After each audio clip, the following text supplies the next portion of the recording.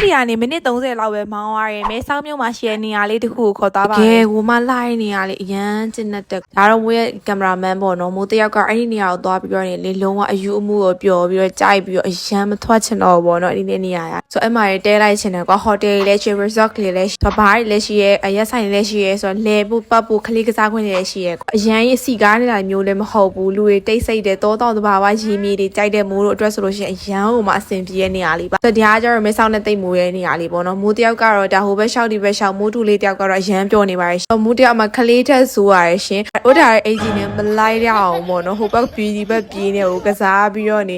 လမ်းလျှောက်နေတာပေါ့အမှန်မှန်တော့မိုးကတော့အရန်ကြိုက်ပါတယ်ဒီနေရာလေးကိုလေအကယ်၍ကိုကလေမိုးတွေဆိုလို့ရှိရင်လည်းနောက်ပြီးတော့ဆောင်းတွေဆိုလို့ရှိရင်ဒီနေရာမှာလေ hotel resort လေးတွေယူပြီးတော့နေတဲလို့ရတယ်လို့မို့ထင်အမလေးအမားတို့ရဲ့အဲ့ဒီမျက်ခင်တွေကလေပြောင်းပြီးတန့်ရှင်းနေတာပဲပေါ့နော်မြစ်ပတ်တယ်လို့မထင်နဲ့နော်စီးလို့ရှိရင်လေ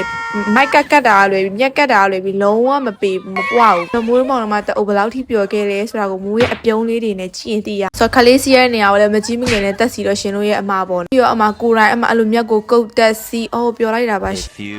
ဒီလို vibe မျိုးလေးကိုလေအခုပြန်လို့ချင်တဲ့အတန်တွေးနေတဲ့အချိန်မှာခင်ချနာသူကလေသူ့ကိုကြားလူတော်တော်များလေးနေဝင်ချိန်နေသွားကြည့်တယ်သွားကြည့်တက်လူများတယ်ကွာနေကြတာကိုကြည့်ရပါတော့နေကြတာကိုကြည့်ပြီးဒီချောင်းရဲ့တောင်တန်းနဲ့တဖွဲကိုကြည့်ရအရန်ကိုမှကျင်းတဲ့ချောင်းလာကန်လာတော့မသိဘူးအမားတို့ကမှပြောနေတာဘေးနေရာလေးနဲ့သွားချင်းနေပြီဆိုတော့အားလုံးကိုမိုးလမ်းလေးမတိတတိလေးညွန်ပြမှာမိုးလည်းတိတ်သွားတတ်တာတော့မဟုတ်ဘူးရိုဘီဆန်တို့ဒီအဝိုင်းကို꿰ပြီးတာနဲ့သူကဘယ်ဘက်ချိုးခဲ့ရတာပေါ့မိုးပြပြတဲ့အတိုင်းဆိုလို့ရှိရင်တော့အဲ့ဒီဘယ်ဘက်ချိုးခဲ့ပြီးလမ်းမှာဒီရဲ့ဆိုင်မုတ်လေးတွေ့မဲ့ပြီးတရားအောက်လေးချိုးပြီးဝင်လိုက်ပေါ့နော်။ဒါရီမသိဘူးဆိုလို့ရှိရင်ဒီမှာ reception လေးပြထားအဲ့စာပြောမေးလိုက်အားလုံးပဲ bye